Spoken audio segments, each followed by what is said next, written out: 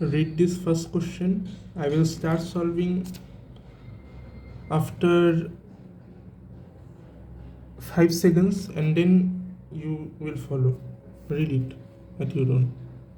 Electric field, here E refers to the magnitude of the electric field vector and phi refers to the potential at point O, which is the center of the semicircular rod. Okay, let's start. So at first, the linear charge distribution of this rod will be, since it is semicircular, so 2 pi r divided by 2 is q by pi r. Again, another thing, you have to find an elementally charged dq at any point on the rod. So the dq will be, suppose this length is dl, so dq will be lambda dl. Now to find the electric field, as you can see that all the vertical components will cancel out since the rod is uniformly charged, and only the horizontal components will remain. So I can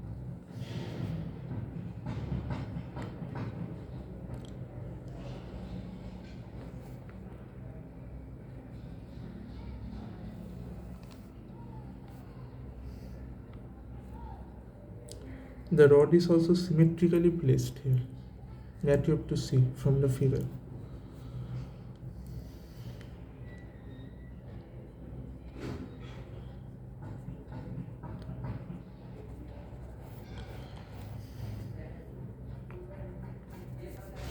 So the electric field, net electric field, better say, will be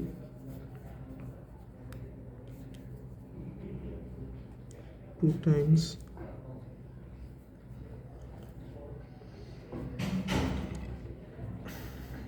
dE cos theta.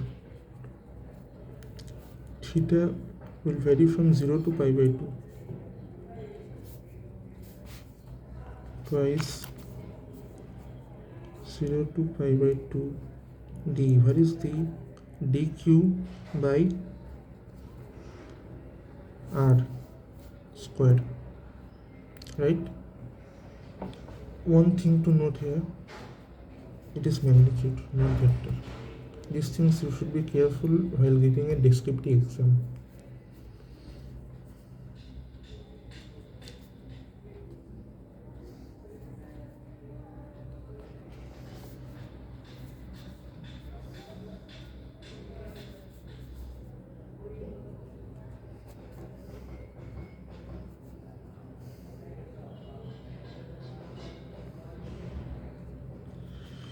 Now the key concept that I have not told you earlier is that what is the relation of dl? What is dl here? So this is your concept number 1 for today. Whenever there is a semicircular shaped any object is there, see here the whole thing has a distance r from the center. Suppose I choose a point, say A, and from there I move to an angle of d theta to point B. So the arc length covered will be r d theta. Now this I have told first, but you see in the same context this dl is also done. Earlier also, since I have started from the rod itself, there was a what I will say, there was a I have covered an angle d theta, say, so the dl will be r d theta.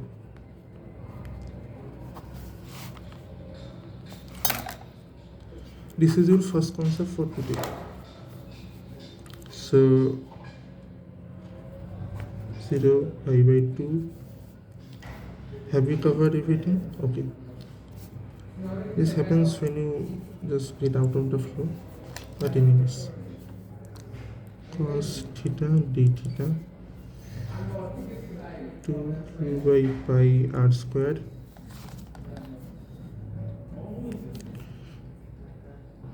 Sine theta. Don't put minus sine theta. Many students do that. It will be 1. 2q by pi r square. Okay, now what will be the direction of electric field? This is the magnitude. But without going into the mathematical complexities, with normal common sense, we can easily justify that it will be in the I cap direction. So if you are told to write the E vector, you will write it as 2q by pi r square I cap. Right? Okay. See, one thing I tried not to miss, but I have missed here. Can you say it? If you can, then pause the video and then say first. Let me wait for 5 seconds.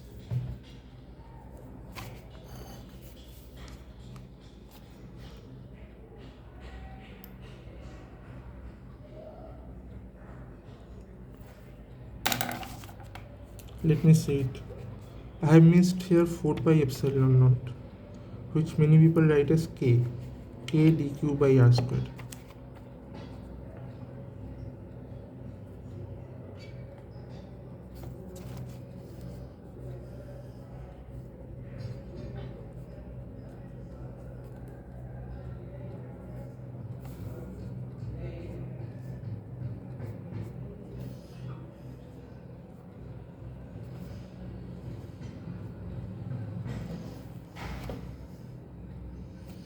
So it will be q by 2 pi square epsilon naught r square I cap. It is the electric field.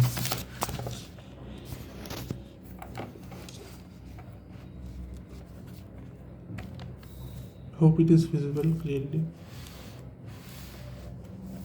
Okay. So the question is not completed yet. We have to find the potential at point O. So how can you find the potential? Simple, right? You know that electric field is equals to the Okay, let's pause for a moment. I can say it directly, but I think it will be better if I illustrate the relation of electric field and electric potential through some problems. Let me do that.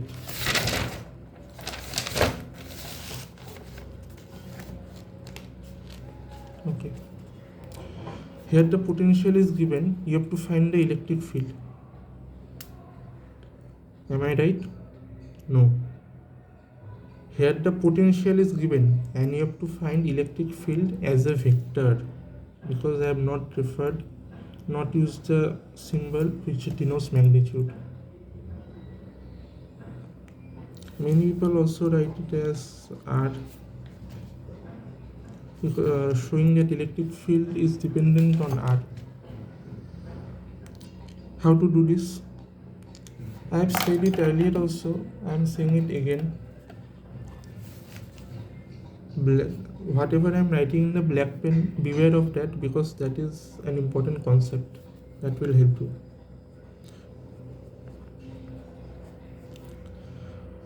What is this? This refers to gradient. It's a special type of vector differentiation which I thought of teaching earlier in a separate video on mathematical physics, but I feared that many of you would get feared on it, so I prevented that. For now, just you remember that it will be d phi by d r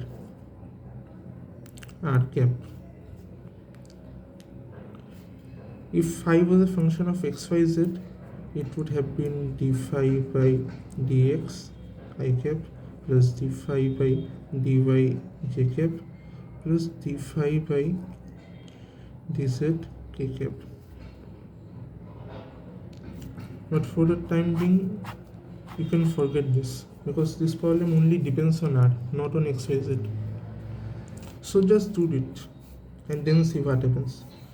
Now, to make the differentiation more challenging, I have given a challenging function to differentiate for you. Whoever loves math, might love it as well.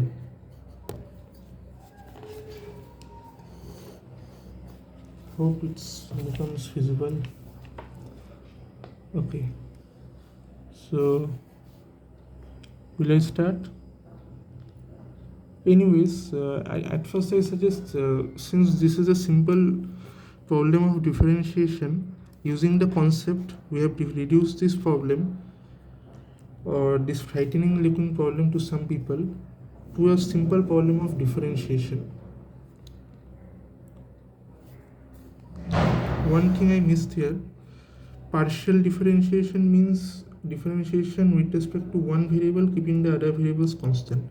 But since in this case potential is a function of only one variable, del you can substitute with d, which refers to total differentiation.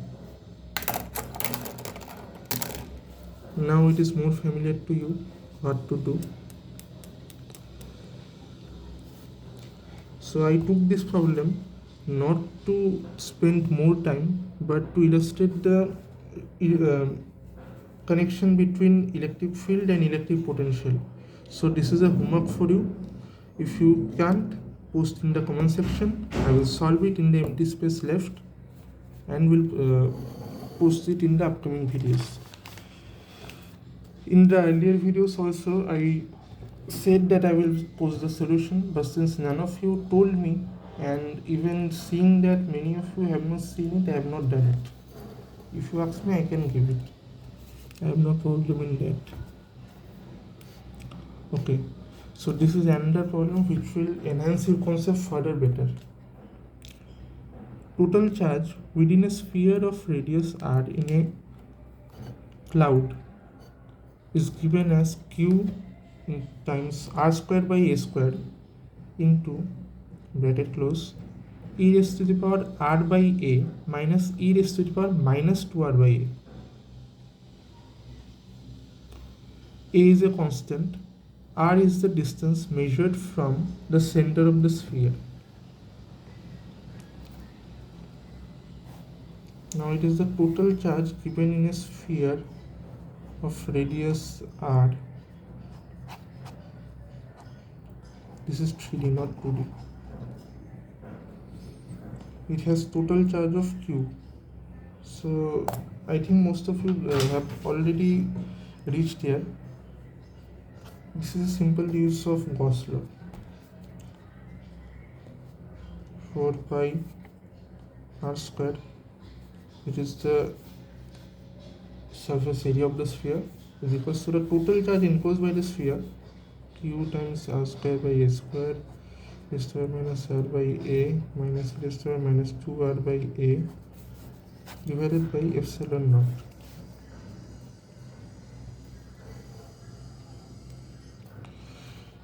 Putting this here, you can find the electric field in terms of r.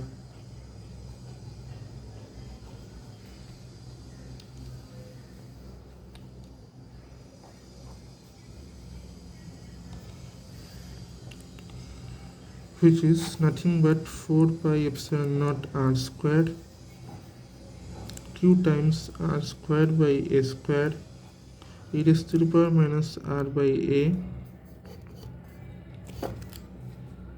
minus e raised to the power minus 2r by a.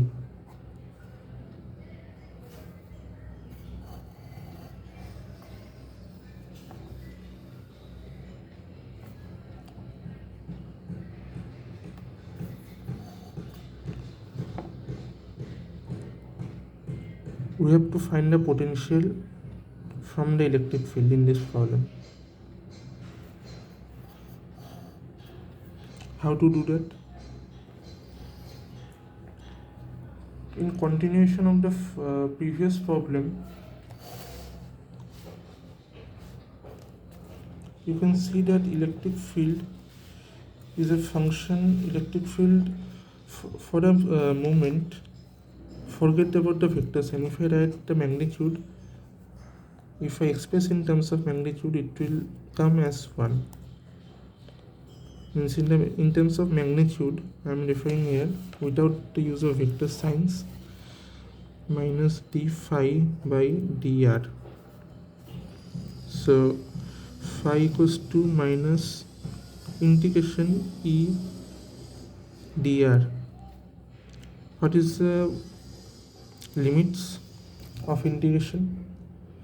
Many of you, I have told earlier to read A.C. Vivekananda's book.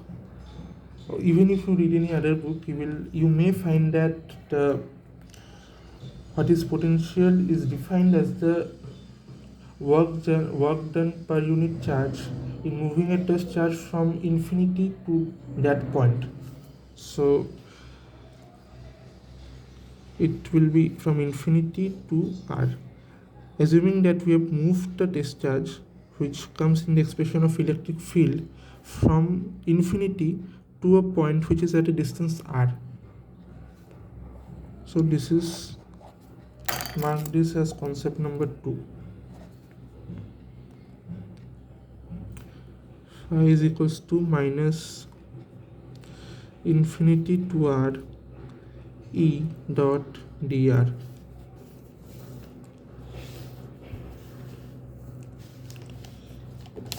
Using this, if you do all this full thing is a constant, so you can just put it out of the integration, don't need to bother about it. A square is also a constant for that purpose. So what will come, I'm writing it directly, MATLABers can verify it.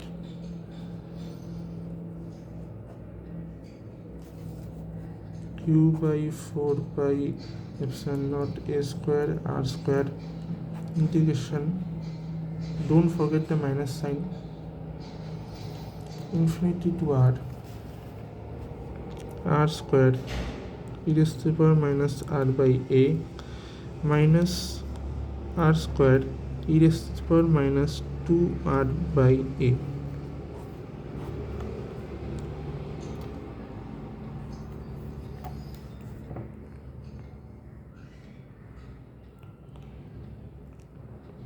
Done. Okay, so as I can see, it is in integration by parts. So for the time being, since already 17 minutes have passed away, I know most of you will stop this video in just a few minutes. So I'm leaving it as an exercise. Anyone who will solve it, please post in the comment section. I will be coming with a separate video on mathematical methods that will be for all the students, not only for those students who are weak in maths. Stay tuned.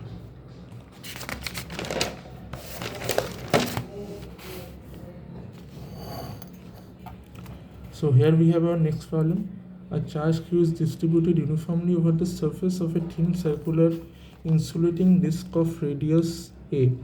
Find the electrostatic potential at the rim of the disk.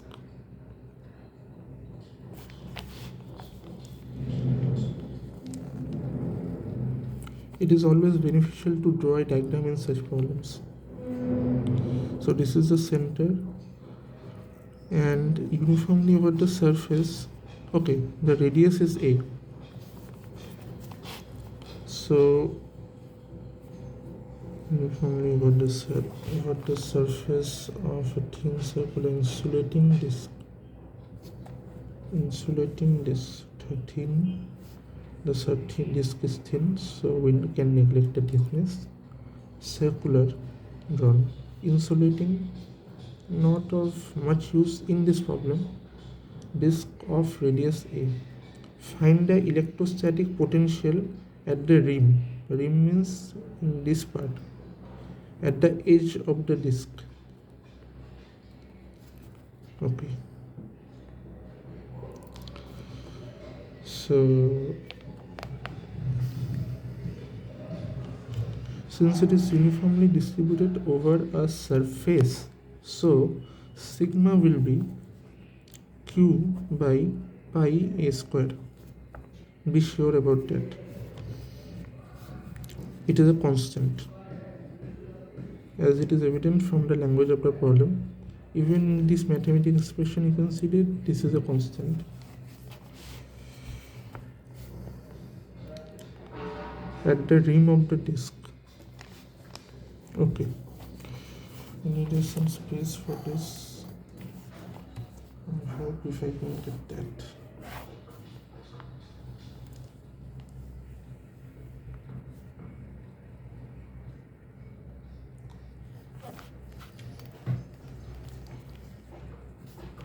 This is the center of the disk. Now this distance is A, this all distance are A from the center of the disk. I have placed the origin of this coordinate system uniformly at the center of the disk, so it cuts the disk symmetrically. So for the time being, even if we forget about this disk at the lower portion and treat it as a hemispherical disk, we are at the right position. Difficult to understand? Let me continue. What is the potential? Normal formula for any potential which at first comes to your mind when you heard of it. 1 by 4 pi epsilon naught q by r, or kq by r, as many of you may think. So charge divided by the distance from which it is measured, right? But in this case it is a continuous charge distribution, so integrations are bound to come. The trick is from where to where we can integrate, so that in less work we can get the same output.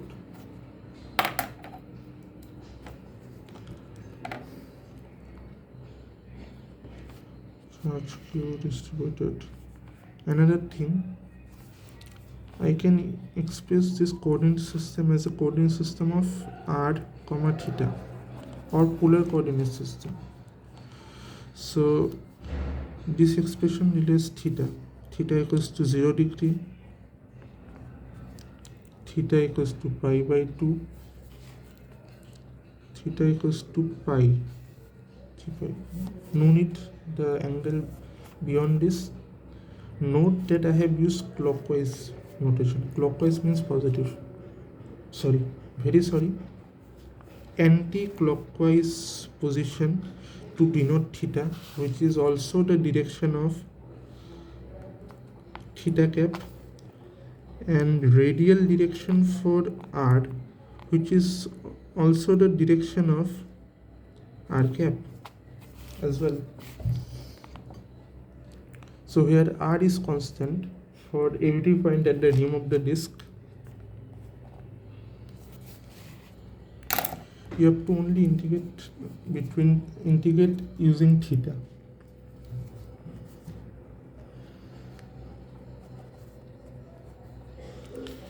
Phi is equals to 1 by 4 pi epsilon naught 2 times, because I have for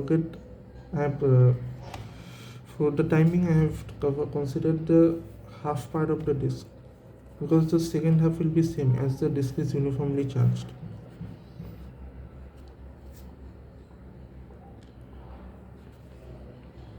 Zero to pi q. What will be dq? Sigma times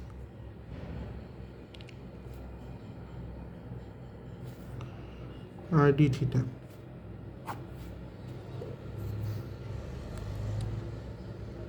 R here refers to the distance from the center to the point here. What is the distance from here to here?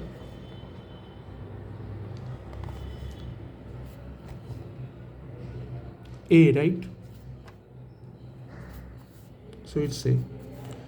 I have written r d theta to make you understand that even if it is a special case because I have considered the rim, so it's A. But if I would have considered any point inside, then this is the general expression.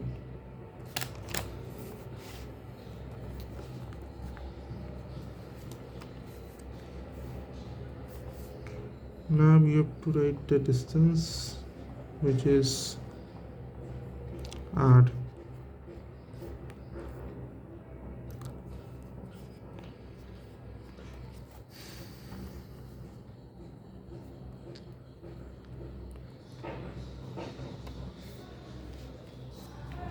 Is it going well?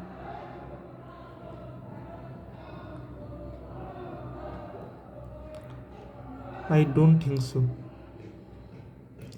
Okay, 25 minutes have passed. So I think it is too much for you in this video, as it is one of the longest. So I have this problem and one more problem left. So let me bring this back in a new video. Stay tuned.